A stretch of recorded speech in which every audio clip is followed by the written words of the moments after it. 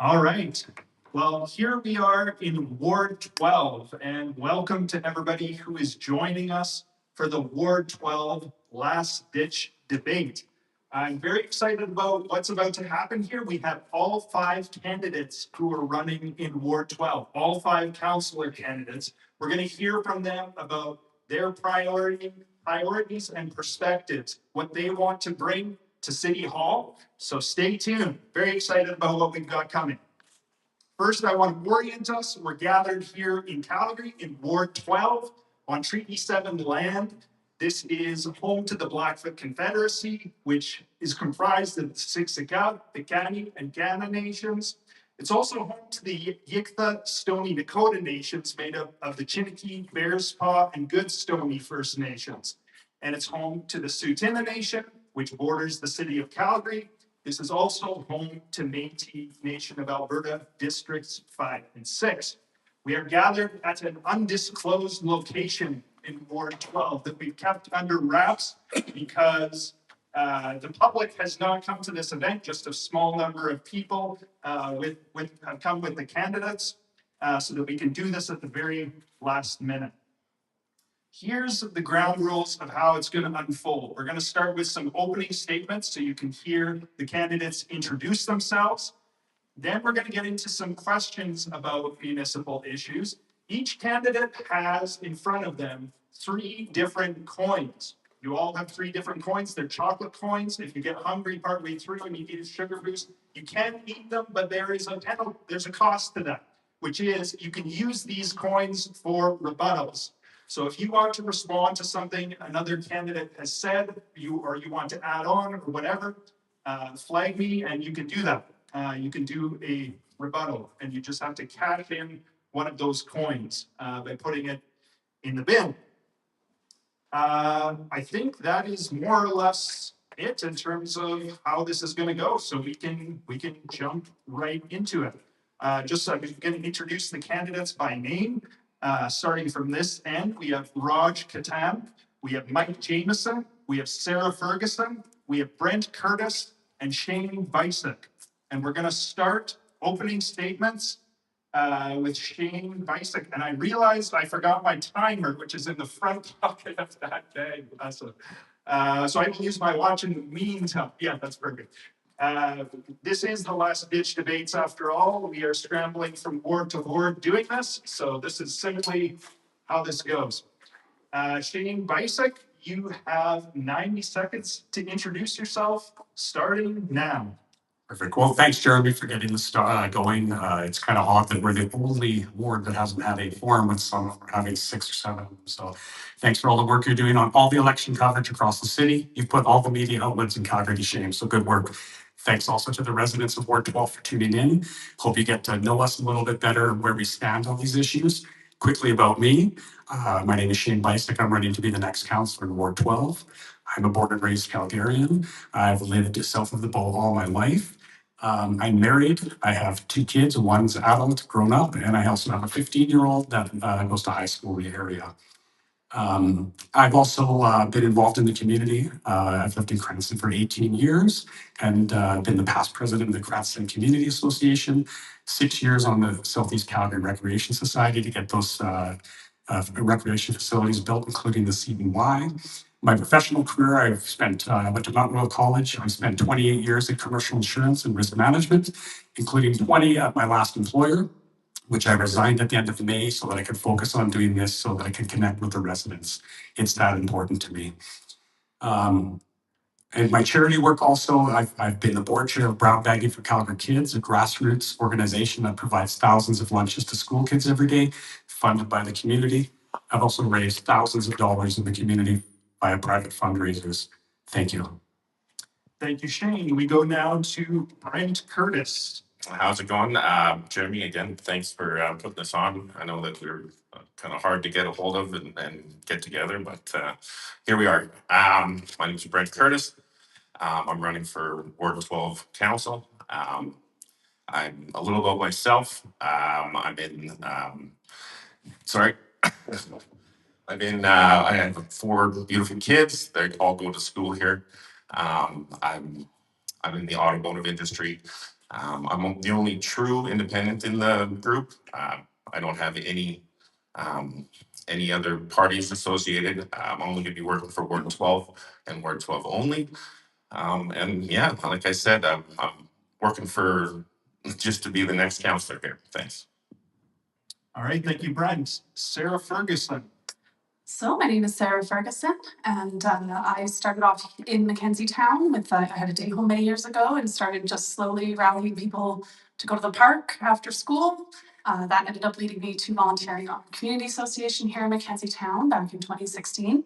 Since then, through many different jobs, I was working nonprofit, through my day home and volunteering in the realm of board governance I love, and being, of course, part of my community and connecting and learning more about the communities. And through that role, I got a job in the Ward 12 office, doing more advocacy and learning everything I can about the communities out here and how our city works, and I truly love it. And now the next path for my advocacy is to run to be your city councillor and continue using my loyalty and all the cool things I've learned and keep leveling up. Thank you, Sarah. We go to Mike Jamieson. Hi, my name is Mike Jamieson. I am running to be Ward 12 City Council. So I'm a born and raised Calgarian. I have lived in Ward 12 for 20 years. I am a father, husband, and I believe in this city and this community very much. And I just want to be part of a movement to make Calgary a better place than it already is. So a little bit about my professional background. I spent over a decade in oil and gas. For the last 7 years, I've been in commercial construction, managing major projects. So as somebody that manages projects and budgets, I know what it takes to make tough decisions and always put the priorities first. And I think it's very important right now when affordability is such a huge deal with Calgarians. They really want the priorities and the city to focus on what's really important. And that's what I'm committed to do. And thank you very much. Thank you, Mike. We go to Raj-Kumar Khuttan. Thanks, Jeremy. So my name is Raj-Kumar Khuttan. I'm running as independent candidate for Ward 12. I'm originally from the UK. I'm a proud Canadian citizen, and I've called Copperfield home for the past 12 years. I hold a university degree from England, and I began my career in the British Civil Service. When I moved to Calgary in 2007, I was help managing 3 family businesses that gave me a great insight in managing budgets and living within means. I went on to work across various sectors, including banking, insurance, and the grocery sector. I've stayed active in my community. I've been volunteering in my local community association. I've been also on my local provincial board for Calgary Hayes. I'm also on the local policy team. I'm also on my federal board of directors for Calgary Shepherd. I've been attending the local provincial AGM for the past 4 years, learning how the political process works, raising local issues, and trying to bridge differences. But since 2018, I've been raising red flags about critical issues in our community, issues that continue to be met with obstruction, delay, and lack of urgency. What worries me most is the absence of pragmatism decision-making at City Hall and a shortage of experience in key areas like business, finance, data, and economics. That's why I'm stepping up to bring a range of experience to City Council to make informed decisions. Thank you, Raj, and kudos to all of you on your conciseness. That is to be applauded. No one pushing the limits, boiling it down. That's good. Good start. All right. So if you look at this election across the city, most candidates, I think it's nearly 2 out of 3 candidates, are not running with a party. Ward 12 is different in that we have 3 out of 5 candidates that are running with a party. So for each of you, can you speak to why you are or aren't running as part of a municipal party? We're going to start with Sarah Ferguson on this question and then work this way. Awesome. And I'm sorry, just 1 minute for these 1 minute. Sure, yeah. So I chose to run with the Calgary Party. They are a group of really fantastic people. A big part of it, of course, is that I really believe Brian is the best for our mayoral candidate, and I have really enjoyed getting to know him over the past year or so. I also had the privilege of seeing all the other parties form along with it. And it's been such an exciting journey. It's a really cool piece to have this be the first time, well, within our memories anyways, that we do have parties. So part of the curiosity of it all is why I decided to go with a party. And then it really came down to the folks that were involved with the Calgary Party that I chose to run with them in particular. And that's most of the part. All right, thank you, Sarah Ferguson. We go to Mike Jamieson. So I wasn't originally a fan of the party system until I really started looking into it. And I thought my view changed, and I am a fan of it now because I think it's a great way for people to find where their values are and make it easier for the voter. So for example, if you have, 5, 10 candidates, and a lot of people with their busy lives don't have time to read 10 platforms.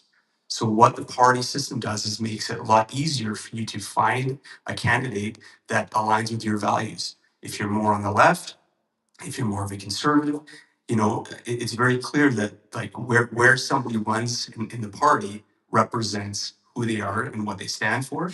And that is why I'm with a Better Calgary. Thanks. Thank you, Mike. We go now to Raj Khuttan. The reason I'm running for independent is I've participated in the last 3 elections, door knocking, volunteering, scrutiny. And one thing I've learned is we have a very diverse community, and when you talk to people, there is a lot of common ground. Many of the local issues we face are not political items like your potholes, your transportation. These are local issues, and I've been trying to use my position to try and bridge differences and focus on solving the problem. The advantage of being independent is I don't need to toe any party line. I can focus on local issues. And on areas, if I'm with a party and I disagree with something, I have to go that way. But if I'm independent, I can raise local issues and bring that to the table. Thank you, Raj. We will now go to Shane Byciuk at the end of the table there. Shane, go ahead. Thank you. That's a great question about the party system. I know in the beginning at the doors, people were confused about it, didn't understand. For me personally, it is nothing like a provincial or federal party. I've been involved in those before. There is no party whip. There is no party line. We are all like-minded individuals with communities first. We all believe in the same core values. Those are the things we're focused on. There's going to be no surprises. Those things that we agree on are the things that Calgarians are asking for and we're going to deliver on. So there is no party whip. There is no top-down policies that have to come down. It's all out there. It's transparent. It's for everyone to see. I also think it's important that we share your views because in the past, Calgarians have been led to believe that people sit on one side of the political spectrum and on the other. And as a strong fiscal conservative, I wanted everybody to know that that's where I stand. Thank you. Thank you, Shane. We go to Brent Curtis. Yeah, so this is actually a big issue for me. I'm running independent. I was actually very late to the party, I think I started in August instead of April like everyone else. I just didn't see anybody that had the same views as me that I think you need a strong independent city hall. I don't think that Edmonton or Ottawa needs to have any say in our issues. I don't believe that any of the parties here, if Daniel Smith or Nenshi say this is what we want, it's not going to get rubber stamped. So I want us to take care of our own issues and not take care of Edmonton's. Thanks. Thank you, Brent. All right, we're going to get into some of these municipal issues. Next question is going to start with Mike. So it looks like the microphone's in the right spot here. And the first question is about growth. So we all know people come to Calgary from all over the world. They come here from all over Canada. People want to live here. And we've got, upwards of 70,000 people a year coming to Calgary. And the question is simply this: where should this growth go? When we're thinking about where does the housing go? Where do the people go? How do we accommodate this growth? Starting with Mike Jamieson. Yeah, thank you. I think Ward 12 is doing a great job in managing growth. If you look at the Seaton area, there's 5 new communities that didn't exist 4 years ago at the last election. I think that there needs to be a home for everybody. There's some people that want to live inner city. There's some people that don't want anything to do with downtown and they want to live in the suburbs. They want backyards, they want green spaces. It's very important that we give Calgarians the ability to choose. And that's basically my stance for everything. This is why I'm against blanket anything of any sort, because people want a certain life. They should be able to work hard and they should be able to earn it and live the kind of life that they want. And I think you need diversity, you need multifamily, but you also need the single family home. It's very important to a lot of people. Thank you. Thank you, Mike. We go now to Raj Khuttan. Where should growth go in Calgary? Growth isn't a bad thing. Calgary is very diverse. People are going into different areas. The issue is not so much growth, is ensuring wherever the growth happens, we have the right infrastructure in place so that people can access services, whether it's transit, feeling safe, ensuring they can have good access to local schools and medical centers. It's making sure we've got a bureaucracy that can help, that can manage the growth. That's a better way to approach the problem. Thank you, Raj. We'll go now to Shane Byciuk on the question of where should growth go in Calgary? Thank you. Calgary's seen many cycles of growth and then stability and growth. It's a cycle in Calgary since the 1970s. We've seen a lot of growth in our area, especially in Ward 12 over the last 10, 15 years. Excuse me, and in the last few years in particular, growth has been a major problem. People are moving here and there's not a supply of houses. It's a market issue too. I think that in order to get more growth going, we need to build along transit development. We need to build in unused commercial areas that we can accommodate more multi-facility, more multi-use homes, and build where the people are already. Greenfield development in the suburbs takes years to plan and develop. That's not going to pop up in time. People do have a choice where they want to live, whether it's inner city, in the suburbs, or even out of town. And I think it's important that that choice is always there, but it's not for the city to decide these things and where people should live.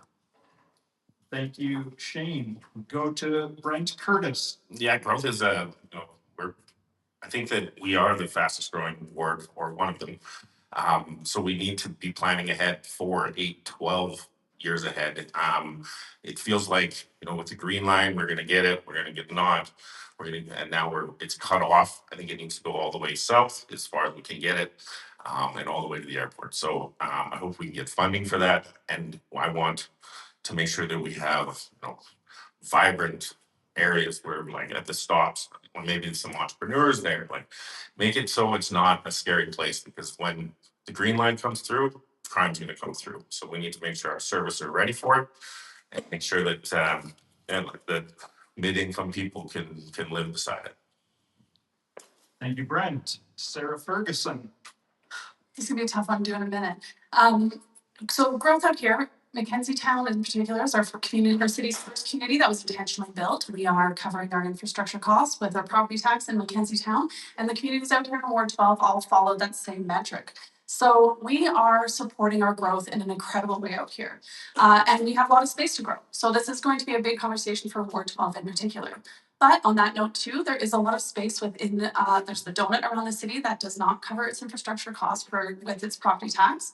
And we can look at some densifying, and we do need to look at how our rezoning affected that and how we can do it better and smarter and fix it on the other side of this to make sure that with the Calgary plan, there is a whole broad spectrum of making sure that this is covered, that people do have those housing options that they are looking for to live in our whole city, and to respect that growth that we are having, because we are a fantastic city and lots of people do want to live here. Thank you, Sarah. All right, so the next question is also related to growth. It's about infrastructure, city budgets. The city has put forward, its preliminary budget for 2026, which involves, I think it's a 5.6% increase for residential, taxes. So I want to get your thinking around some of this, especially around infrastructure and taxes, because we know we have infrastructure that needs replaced and investment. The water main thing happened. Also, every time it's budget week in Calgary, there's a parade of city departments that come before council and plead, saying, you know, we're strained beyond the limit. That includes police, fire, transit. The list goes on with that. So how do you meet the infrastructure needs of the city while still keeping taxes reasonable? That is the question. And we're going to start with Brent Curtis on this one. Yeah, the infrastructure, the one thing about the budget is everybody is having trouble affording things. So what we need to do is make sure that it's affordable to live in Calgary and Ward 12.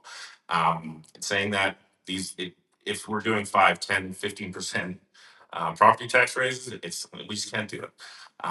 This last one, they said we had $227 million and they put into a slush fund. I don't know why that didn't just go back into 2025 property tax, but I don't know, maybe when one of us is there, we can make sure that happens next time. But in saying that, there's people asking for a tax freeze, plus giving 500 more police officers and 500 more firefighters. Well, you know, people aren't stupid. They know that things cost money, so we need to make sure that we're smart with our taxpayer money and make sure that there's no waste.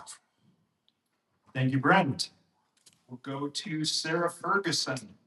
I can recap the question if you need. It was a little convoluted, but Sure, give me the exact way you want answers there. how do you expect to meet the city's infrastructure needs and service needs while also keeping taxes reasonable?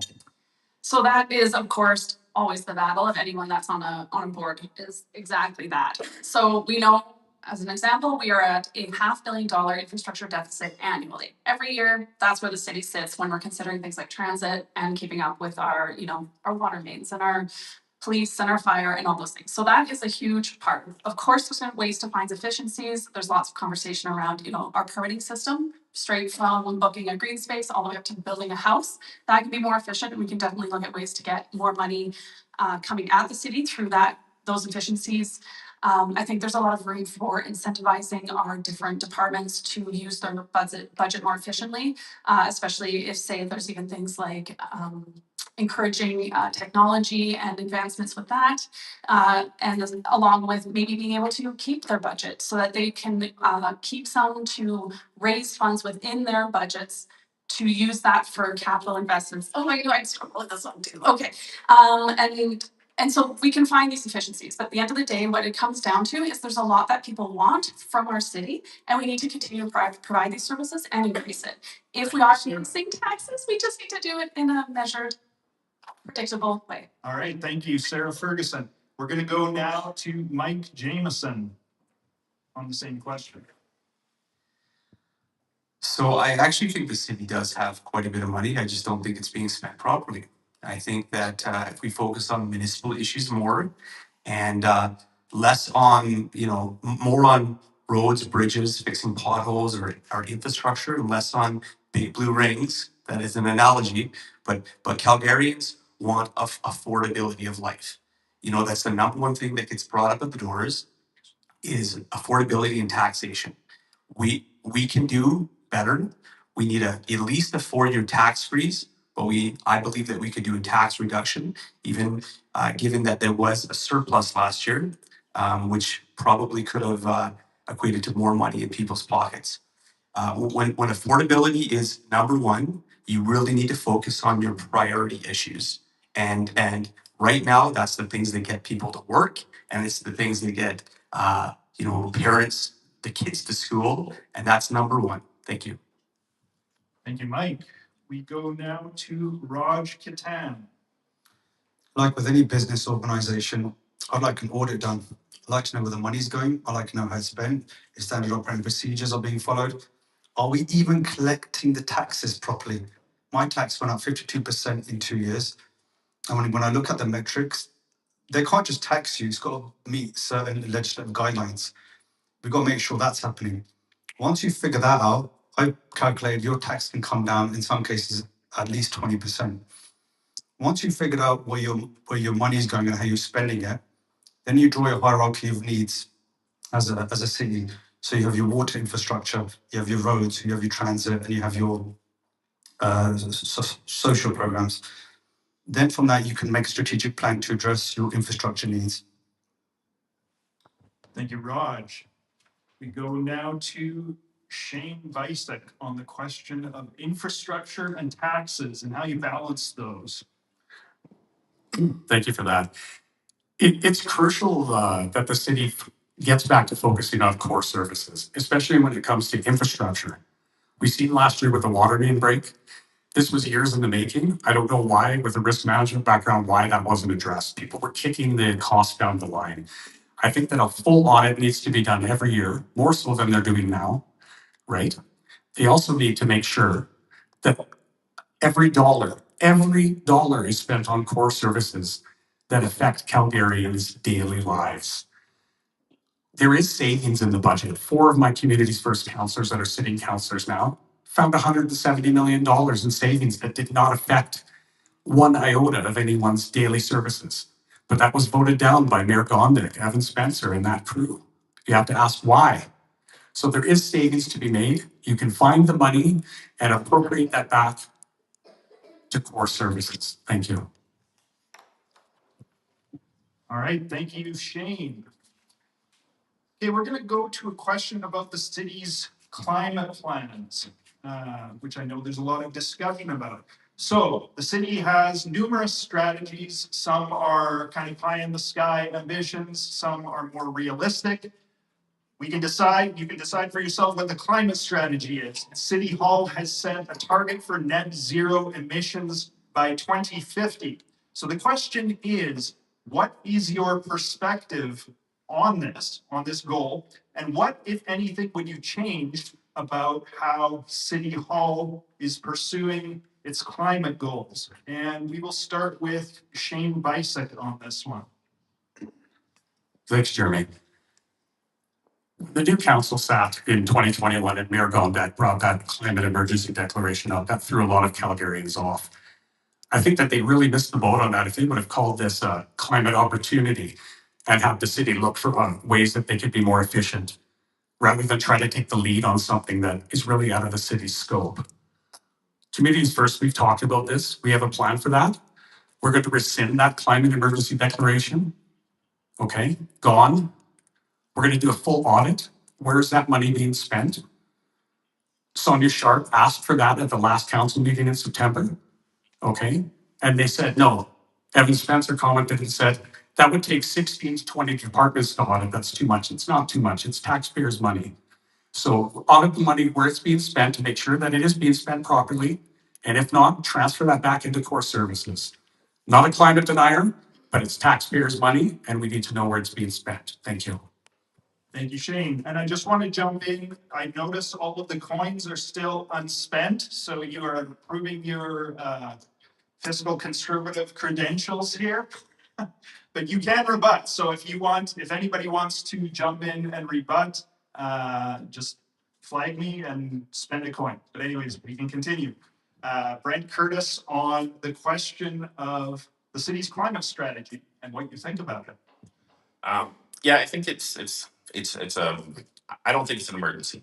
I think we have more things to spend our money on. And I think that the federal government's doing enough or more than enough to get us where we need to be. So in saying that, I think that money should go back into property tax reductions as well.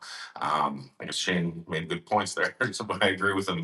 But in the end, we need affordability, and if this is going to cost us, $87 billion, like they're saying, which is a pie in the sky number, I know, but it's just too much right now. We need to get back to where we can afford to go get your kids into hockey and dance, and it's just getting too much. Thanks. Thank you, Brent. Sarah Ferguson. All right. So first, I'll touch on the climate emergency declaration, which it was poorly timed. It was not good. But what it actually is branding for the city, right? That's pretty much what it comes down to. Major cities across the world are all declaring climate emergency to say that they're on board to recognize that this is something we should be tackling.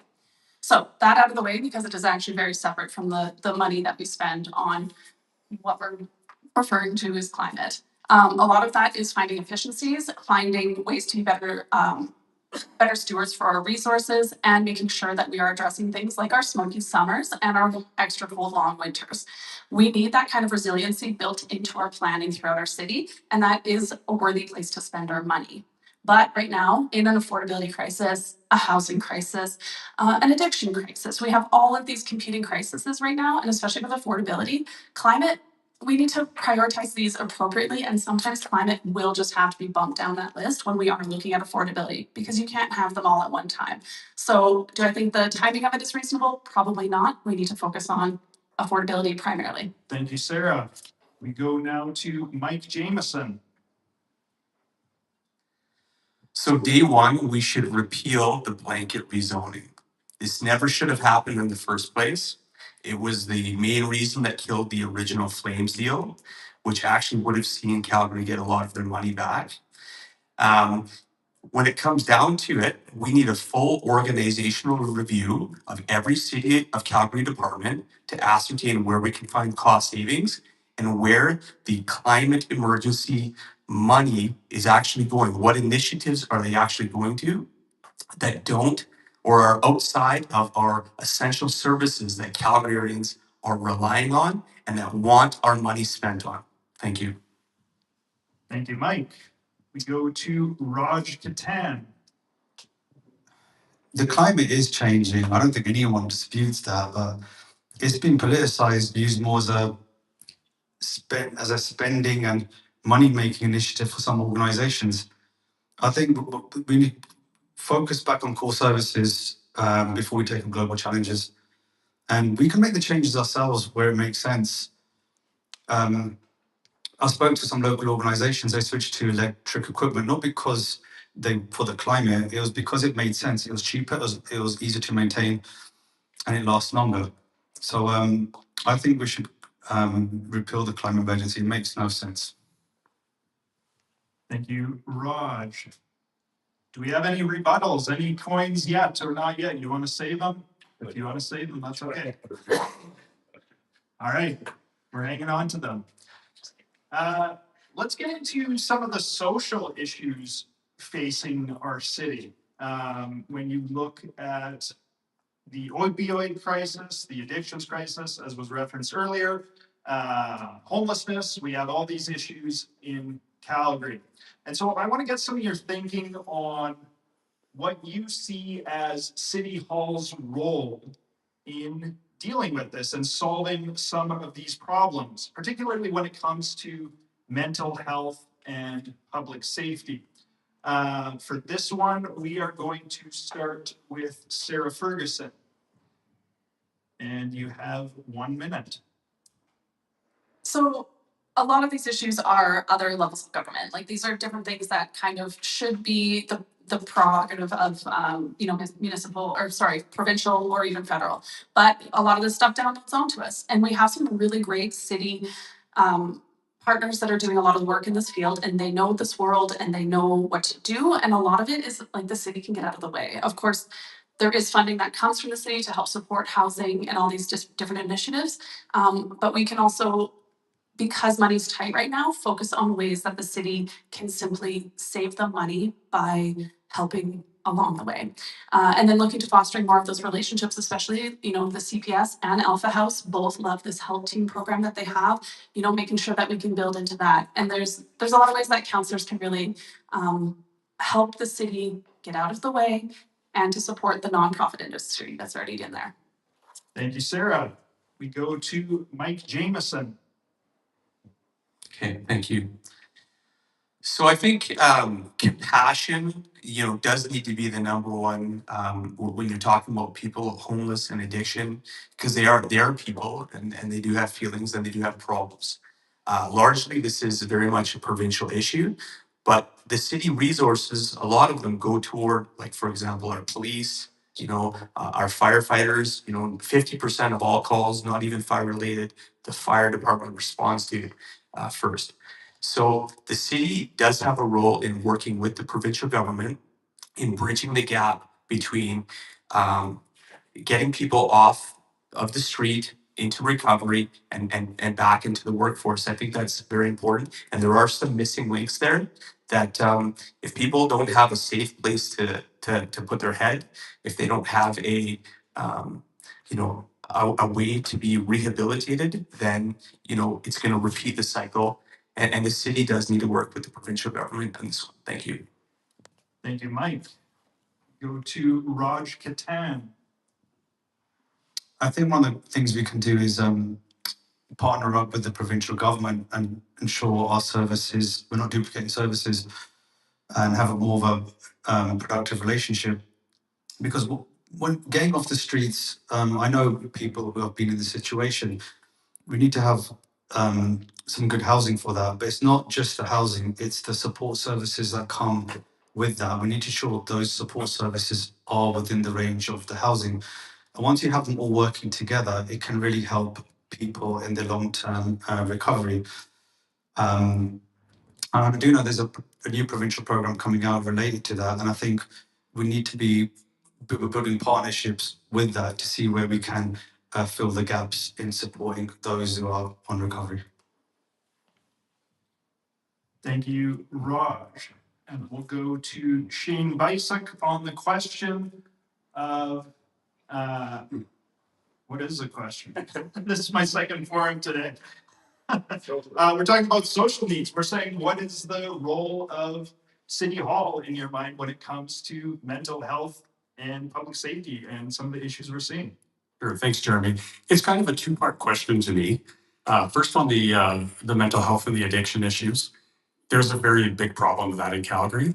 I think that the city, it's not their role to step in and provide those services. It is the role of the provincial government. And I think that we need to make sure that they are doing their job and advocating for the province to step in and do that. The other aspect of that question is public safety. This is a big, big concern of mine and one of my main focuses. I wouldn't even let my son go downtown. When I was a teenager, I could take the train down there. I was down there recently. The social disorder and the crime in Calgary is so different than it was 10, 15 years ago. Okay? We never saw open drug use. We never saw petty crime, and we never saw the drug abusers committing these crimes. People deserve to feel safe. We've been endorsed by the Calgary Police Association for our stance to hire 500 more police officers. And if we work with that and the province to help the mental health issues, we can change the city for the better. Thank you. Thank you, Shane. Brent Curtis. Yeah, it's a very big issue. Especially when the green line gets down here, everybody's going to be able to come down and crime's going to go up. So we need to make sure that our police are funded and trained correctly. It's not, just pick them up, send them into holding and then kick them out when they're doing the same thing the next day. They need to be rehabilitated, get in the right programs to get them into productive citizens. The problem that we're having is the province keeps pulling funding, and it's another. It goes back to: are we going to have a party-based system in Calgary that's going to let them do that? Are we going to have a strong, independent city hall that's going to fight them for every dollar to make sure that our city's the cleanest and the best, and we're going to have, we're going to beat this opioid crisis? All right, and we have a rebuttal. Woo-hoo! Finally, Raj has cashed a rebuttal coin. So here we go. Raj, you have 45 seconds.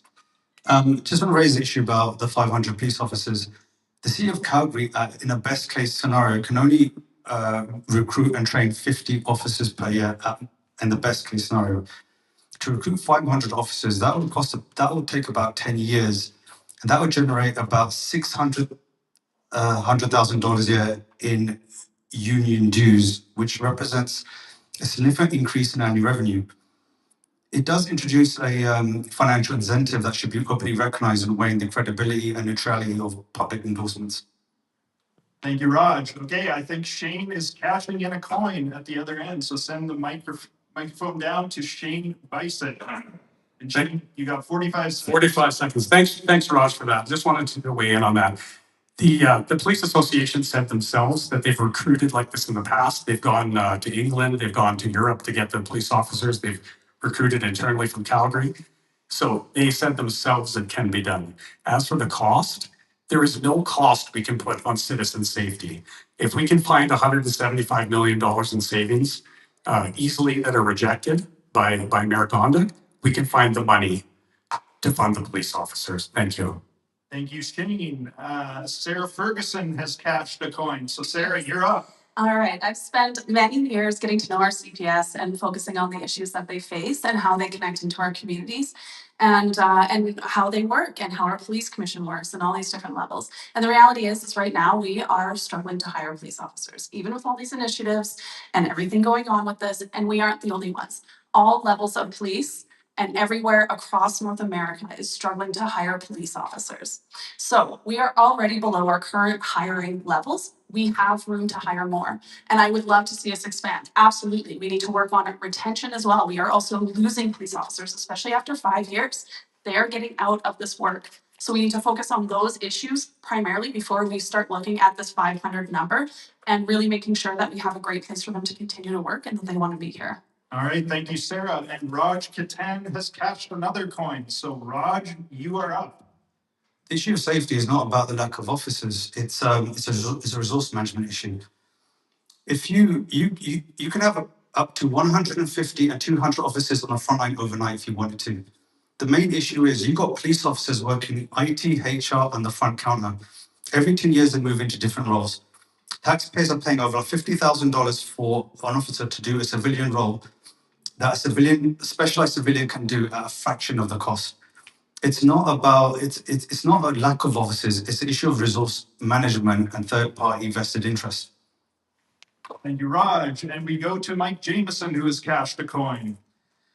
I absolutely think it's because of the lack of officers that we have the situation we have. If you want faster response times, you need more police officers. It's that simple. This notion that you can defund the police, which City Council did vote on the last term, is ridiculous. It doesn't make anything safer. We do need more police officers. Now that 500 number is pretty extreme, and it's probably going to be, who knows, 100 to 200 million dollars or whatever it works out to be over a very long period of time. But we need to work to that goal, and we need to start immediately. Calgary needs more police officers, and police officers need support. Thank you. Thank you, Mike. And How many Shane, more questions do we have? I've got one or two more. Hold on, So, some questions. Yeah. I think you spend your coin. No, I'm joking. Do you want to hang on to it or do you want to do it? The next question is about how city council functions. If you want a little spoiler, if that helps your judgment here. No, I'm just thinking. All right. So Shane Byciuk is cashing in a coin and you have 45 seconds. Thank you so much. Just want to touch on Raj's comment. I think that that can be misinterpreted that the hardworking police men and women are choosing to sit in office jobs rather than be on the street. 20% of our police force is on leave right now because of PTSD, because of injuries on the job, and I think they need to be supported. Where the 500 police officer number comes from is because we are 478 police officers below the national average. I had a police officer tell me that we have the same number of police now as we did when Calgary was 1 million people. That's not right. That's where the 500 is coming from, just to get to the national average. So that's why we're so far behind on policing. Thank you. Thank you, Shane. All right. Any last one to cash it? Did you cash one in? Oh, Raj did. Okay. Here we go. That's your last one, I believe. Here we go. I worked with 43 law enforcement agencies in the United Kingdom and sub-government agencies, local and international. We should learn from international law enforcement agencies how of more efficient policing management and challenge that we know best attitudes and within the organisation. This is not about defunding the police. I've actually spoken at the police commission. I've been very pro-police on this issue. Police officers behind closed doors have told me what the issue is. It's third-party vested interests. Thank you, Raj. All right. So we are going to move on to a question about city council and how it works or doesn't, as the case may be. As all of you know, if you are elected, you are one of 15 on city council, and you are going to have to work with some people that you like and some people that you don't like. You're going to have to work with some people that you see eye to eye with ideologically and some that you don't. So the question is this: how do you approach working across lines of difference as a person, as a human being? And can you point to something in your experience that demonstrates this? How you work with people who are different from you, essentially. And on this one, we are starting with Mike Jamieson. Thank you. So my background is commercial construction. I've been a partner in a commercial construction company, and my background is managing major projects, so multi-billion-dollar budgets. And I can tell you that if you want to get anything done, it's a negotiation. So if I want to get a construction project built on time and all on budget, you need to do a lot of negotiating with a lot of different people to make that happen. It's no different in City Hall. If I want the best, which I do for Ward 12, then I have to work with other councillors. You need 8 votes. So I'm going to have to support other initiatives which make the greater city of Calgary great to get the support for Ward 12 that I need, and that will be my focus. Thank you. Thank you, Mike. We will go now to Raj on the question of how do you work with people who you don't agree with? How do you approach that? Politics isn't about change. It's sometimes creating the conditions for the other party has to move. I've door knocked up to 11,000 doors across this ward, and I've met people across this political spectrum. And I managed to bridge the differences by understanding the needs and understanding where they need to be heard. And the one thing I've had to do is focusing on the problem. When I was out door knocking, one lady highlighted issues which was a provincial issue, but I still managed to use my position to stop my campaign, try and bring this up as a policy issue that we could try and address. And it just comes down to communication. Thank you, Raj. And we will now go to Shane Byciuk on the question of how you work with people you might not like and you might not agree with. That's a very important question.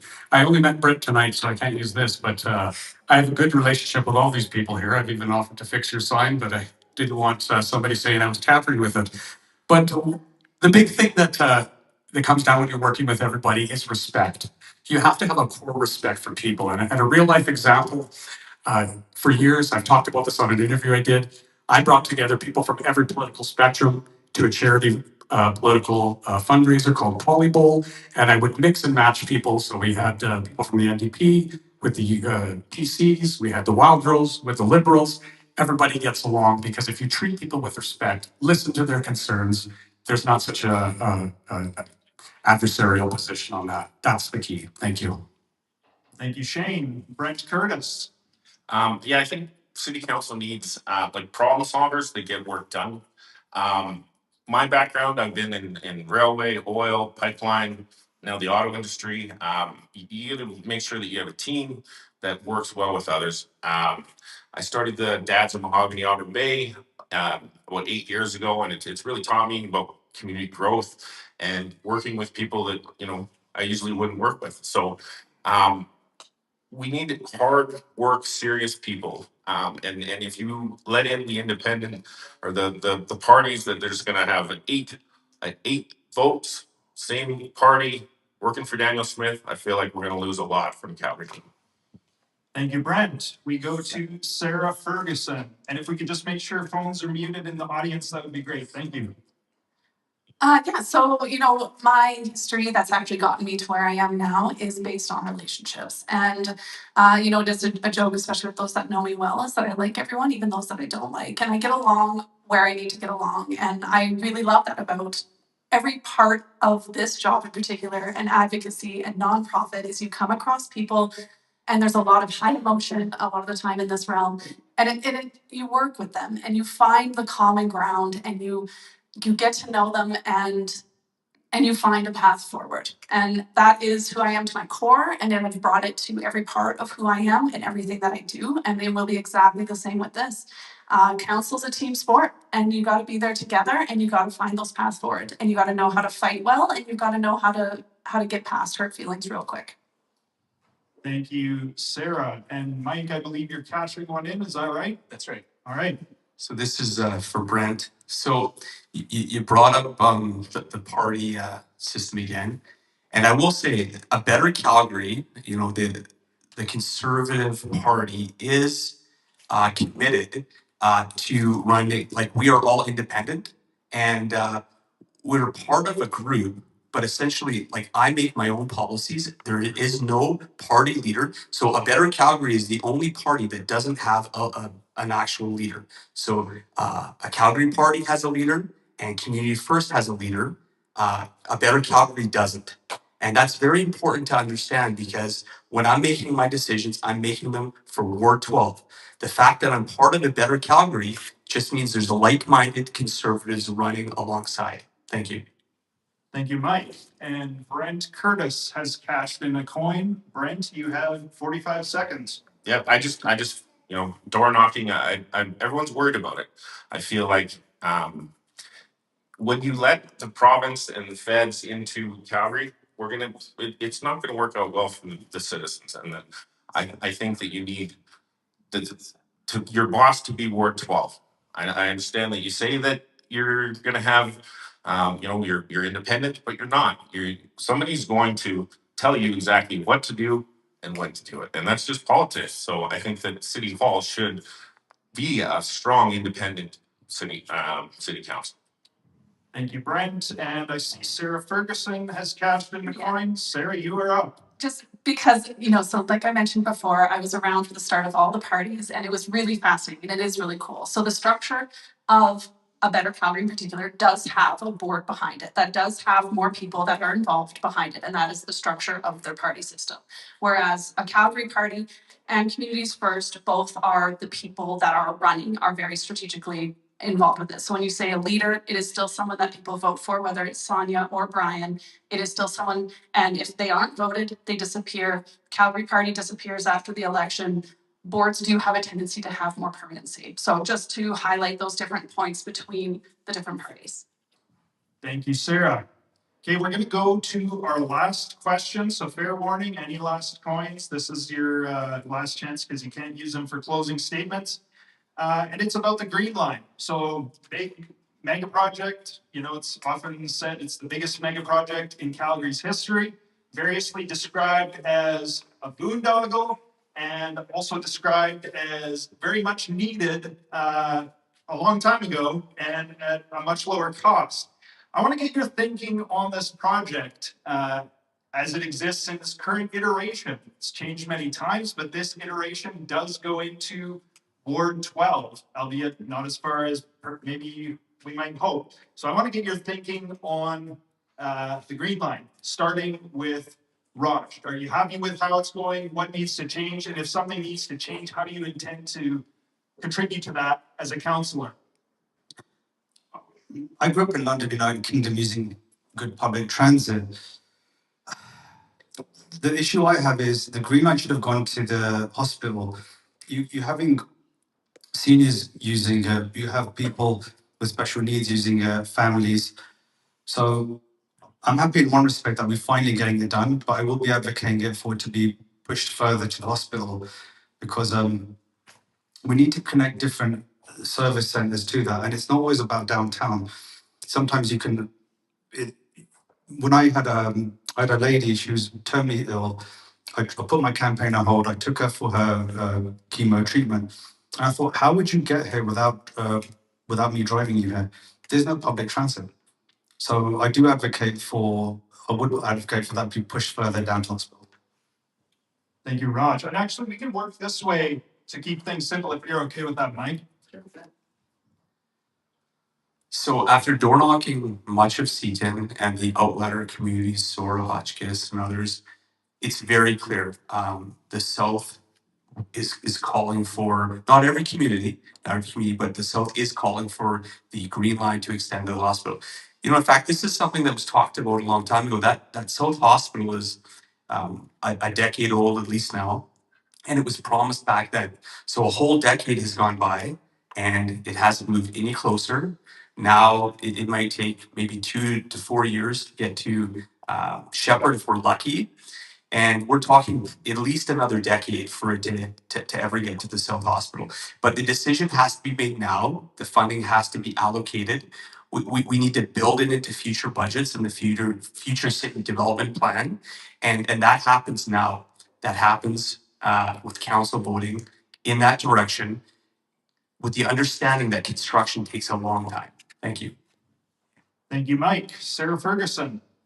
Oh, this one's gonna be tough for me. Okay, so I started off advocating for the Green Line in my time on the Mackenzie Town Community Association. So we've been talking about the Green Line now for already over a decade, and we've seen nothing but cost increase and the line gets shorter, of course. So it is, ground is broken, exciting. It's hard to say it out loud because after the past year, it's worried it's gonna be snatched away in some way or form. But it is happening. We are getting it from the event center down here to right behind 130th, right where Superstore is. So this part is really exciting. But currently, the station, this is my first point of advocacy coming up, it's just a station. I would love to see it be a little bit something more to help deter the social disorder that inevitably does come with the train. So we don't see our first train until 2031.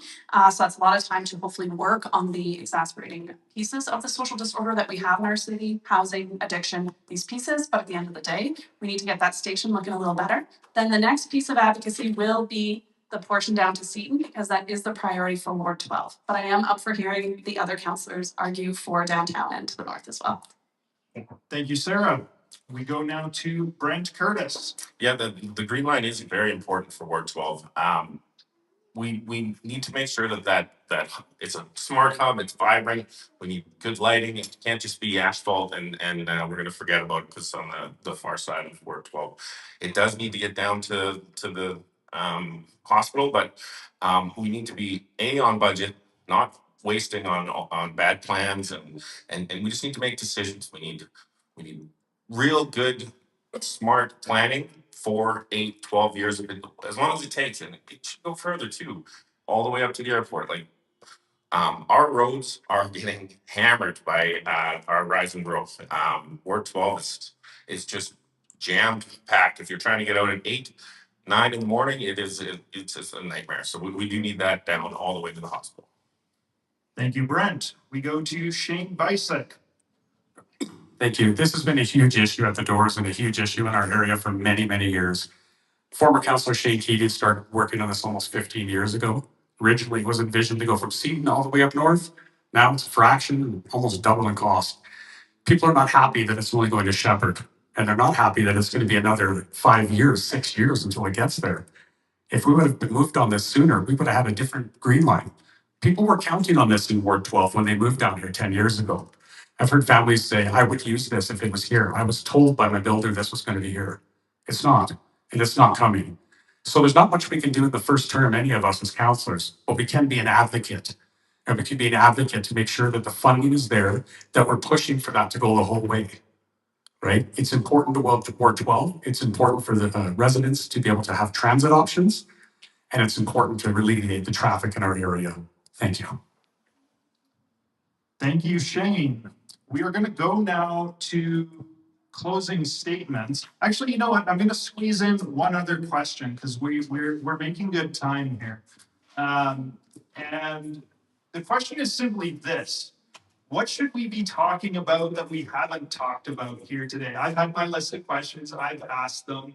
But for you as candidates, you've been on the ground, you've been door knocking, you've been talking to people in this ward for the last few months. What do you think? Yeah, this is, and by the way, this is a kind of a trick journalist question. We always ask this at the end of interviews. What is there anything that I haven't asked that you think is important? So I'm pulling out this question to see what you say. And let's start with you, Brent. Okay. So door knocking, I've had a lot of people talk about transparency in city council and just Ward 12. We need more town halls. We need to be talking to our community leaders. As you know, Evan's a good friend of mine, but I've heard on multiple occasions that he's been blocking people. You can't block people when you're working for them. So I think that we need to make sure that we are the most transparent ward, and that we listen to our constituents. Thank you, Brent. We go to Sarah Ferguson. Yeah, let's move this way. Traffic safety. So it is the biggest topic that I've ever talked about in my time in the Ward 12 office. Having new communities, these pinch points come up as the communities grow and people start to actually use them. So we see these spots where there are these issues, whether it's around schools, playgrounds, anywhere that these intersections happen. This is a part that is more unique to Ward 12 because we are new communities and we are growing and that we need these communities built out and then we find them. Seaton is going to have a lot of speeding issues with their very wide streets that they have because of a previous document that there was, these complete streets. So there's going to be a lot of problem solving, encouraging traffic studies, conversations over where crosswalks should be and how safely people can commute around, especially with all the traffic. And as we push for more transit and have that a piece of it, traffic safety out here and how people can safely travel is a big topic. All right.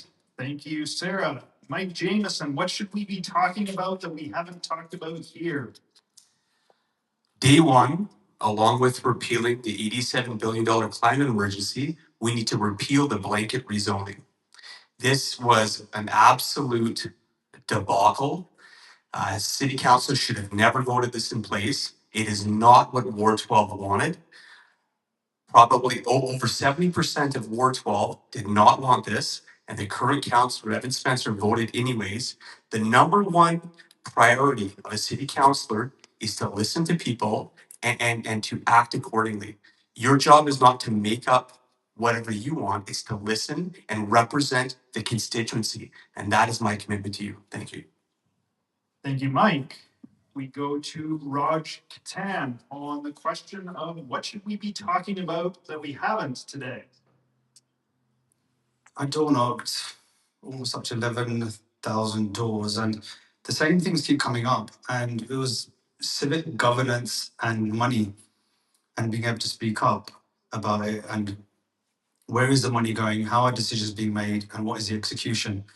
And also the municipal parties issues kept coming up. And the same thing comes back with money. When decisions are being made, when you have your engagement, how do you get to the end result? What's the bit in the middle? And this comes up time and time again at the doors, and people are not feeling heard or understanding how this process works. So there has to be a better understanding or conversation on that. And what people said is they want someone independent who can speak up on legitimate issues when you're, again, following the money, whether it's a municipal party, whether it's the city of Calgary, or whether it's police. They just want to know what's going on. Thank you, Raj. And if you send it down to Shane will be last but not least on this question of what you think we should be talking about. Well, that's good. That's a good one. I'm glad you threw that in with your journalistic question. There's a couple things I didn't think we touched on. I wasn't sure nobody knew what the questions would be, but we were wondering about that. I agree with Sarah about the safety issue. I've had dozens of emails this week from constituents asking how they can address their school zone issues, and especially in Mahogany. So that's a big issue that people are talking about. The big thing, though, I think, is advocacy. I think that people feel that City Hall is not listening to them anymore and that their voices are not being heard. And that needs to change. As community association president, we would take residents' views and we would share them with our councillor and they would go. City Hall is also too hung up on administration running the agenda. It should be the other way around. It should be the citizens telling their representative what they want and the representative bringing it up to council floor. We're not seeing that, and that needs to change. And for blanket rezoning, I've been against it the whole time, and we have a plan to repeal it day one. Thank you. Thank you, Shane. So now we are going to go. Did you answer, Brent? I did. Yeah, you started. Okay, perfect. It's been a long day. All right, so we're going to go to closing statements now. So if you send the mic down, we're going to start at Raj and work this way, going opposite to what we get from opening statements. You will each have 90 seconds. You don't have to use them if you don't want to. But Raj-Kumar, your 90 seconds start now. I've been raising issues since far back as 2018. There is a lack of experience on the city council. I'm not funded by any big business or third-party organizations. It's just myself. I am doing the work after After looking at, after raising issues since 2018, I've been, rather than complain, I've been joining my local boards, my local associations, and trying to bridge gaps across communities. Whoever you decide to vote for, all I ask is please ensure they have a range of life experience to draw from to make informed decisions. I'm not the most popular candidate because I don't have the funds, but on paper and in the work I've been doing, I'm the most powerful candidate. Thank you. Thank you, Raj. Mike Jamieson is up next. Mike, you have 90 seconds. Thank you. I always think the best person for the job should get the job. It doesn't matter what color your skin is. It doesn't matter what religion you are, you know, who you choose to love. Are you the best and are you the most qualified? So me, I have a background in commercial construction and at a senior level.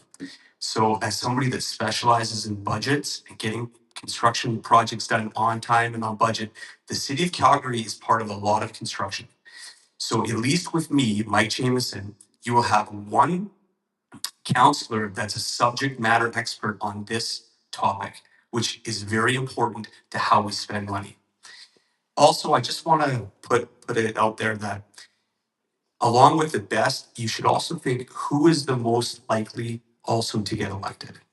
And I think it's really important that we need to talk about, which we didn't did, is conservative vote split. And I think it's very important that we consider what that means and who gets elected. And I will say that any vote that's not for Mike Jamieson as the conservative will be for Sarah, and which is Evan Spencer 2.0. Thank you very much. Thank you, Mike. And we go now to Sarah Ferguson. You have 90 seconds. Okay. I've spent years in the communities and I've spent years building these relationships within our city, within the communities, especially in Ward 12. I have people know they can come to me. These are topics that are really hard to talk about in only 1 minute because I love them so much and I love how our city works. And I love our communities out here. So, you know, if anybody wants to continue these conversations, I'm always willing, no matter if they try to throw me under the bus in any sort of way. I'm always here for these conversations, Mike. And I do love it. And I want to continue this work. This is the next path of my advocacy. And I am the best choice here because I have spent the time doing the legwork and learning this job and learning what is important to the communities out here. Thank you, Sarah. We go now to Brent Curtis. Brent, you have 90 seconds. Yeah, so I've lived in the ward for about 15 years.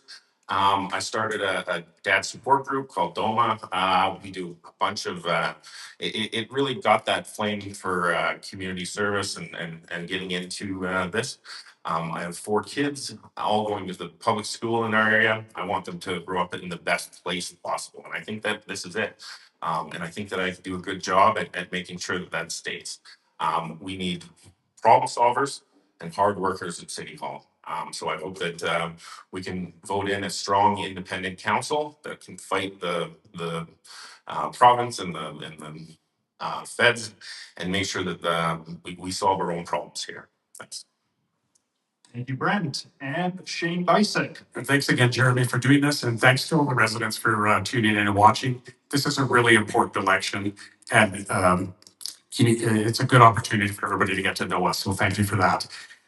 One thing that I'm getting asked a lot is what is the difference between you and the other candidates? So it's hard to go onto the website and find that out. So for me, the way I answer it's commitment to community. I've been a volunteer in this community for 18 years. I've lived in Calgary all my life. My friend Mike ran in a different ward last time, so I'm not sure if he's committed to Haysboro, Ward 11, or Auburn Bay and Cranston. I'm not sure. The other difference is that Mike is not the only conservative and it doesn't matter. There is no vote split. The only vote that matters is yours. So the vote split is a tired excuse. Calgarians have a choice for somebody that will stand up for them. And you have a choice between extreme views, either on the right or on the left, or a fiscal conservative that's reasonable, that's been here, and that listens. So thanks again, everybody, for tuning in. And make sure you vote on October 20th. Thanks, everybody. All right. Thank you, Shane. Mike has 1 coin left that he's got. All right. Mike, 45 seconds. The conservative vote split is absolutely a real thing. And anybody that says it's not has not been following Alberta politics for the last 20 years. So last election, let's rewind. You had Evan Spencer winning, and you had the third, or the second, the third, the fourth, and the fifth place candidates, which were all running as conservatives, split the vote, allowing Evan to win. If the second, third, or fourth place candidate would have dropped out, Evan wouldn't have won. So that very realistic thing could happen again, and we want to avoid that. So please, along with the quality of the candidates up here and their backgrounds, please consider the vote split. Very important. Thank you. Thank you, Mike. And I think that is it, unless we have some last minute cash or inners, but I think that is it. So thank you all for joining us. Thank you online for joining us. Thank you to those of you who are in the room, those of you who are with candidates. Just to give some context about this debate, we reached out on Friday morning saying, we're going to try and throw this together last minute. And to all of these guys' credit, all of them answered fast and said, yes, I'm in. I can tell you that in some other wards, you have candidates that are essentially in hiding. They don't respond. We can't find them. Not here in Ward 12. So I think that is to the credit of this ward. And you folks, I applaud you for that. I applaud you for showing up. And I applaud you for, we can literally applaud you. So thank you all. So this is the second of these debates that we're doing. There are 2 more wards to go. We're going to be in Ward 2 tomorrow at noon. So that's going to be live streaming tomorrow at noon. And then Ward 13, which is an interesting one because we have half of the candidates confirmed, but there are only 2 people running. So how do you have a debate with one person? I don't know the answer to that question yet. We're on the hunt for the other candidate. So we're hopeful we can have a 2-person debate, but regardless, the Ward 13 live stream will be proceeding. And we will figure out exactly how. I'm not sure how that'll work, but it will be happening. So thank you all. Remember, October 20th, go out to vote, do more research into your candidates. You've heard them here, and have a great night. Thank you very much, folks.